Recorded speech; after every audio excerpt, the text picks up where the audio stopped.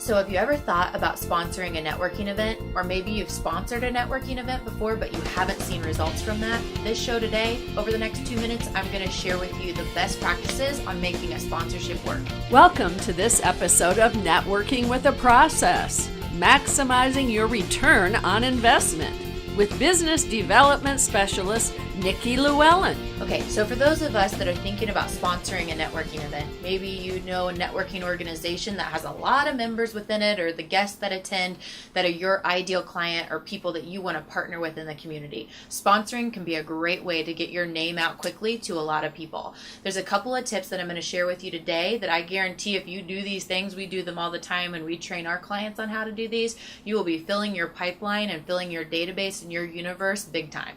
So let's dive in. First of all, make your introduction that someone's going to be reading for you, or the way that they're going to introduce you to the group, very results oriented. Rather than just giving a catchy phrase about what you do, make it results oriented in the sense of here's what you're working on right now, so that everyone knows you're looking to get into doctor's offices this month and that's how they can help you. Or you target the veterinary clinics locally, whatever that is. Make it part of your introduction. Make the results that you're looking to have from that day very clear within that introduction that someone else is going to read.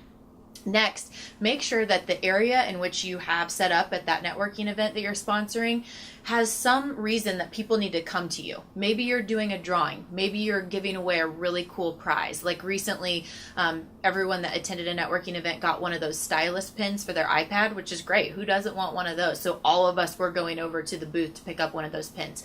So make there a reason for people to come visit you. Don't just set up shop and sit there, on your laptop, or, sit there looking like, hey, come visit me if you have time. Make people want to come visit you because you've got something to offer them at your space.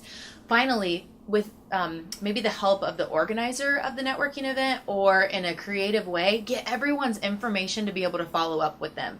Sponsoring a networking event is a great way to fill your newsletter list by following up and saying, I'd love to add you to my newsletter list. Would you like to subscribe? Maybe connecting to those people on LinkedIn with a personal follow-up. Hey, we met at this XYZ networking event when I was a sponsor. I'd love to connect with you on LinkedIn. So find a way, whether it's like through our organization, we offer the opportunity for the people that sponsor to get the entire list so that they can follow up with them. Or sometimes organizations don't do that, so you have to be a little bit more creative. When people come up to get their stylus pin or to get their name entered into a contest, you're capturing that information so that you can get them into your database.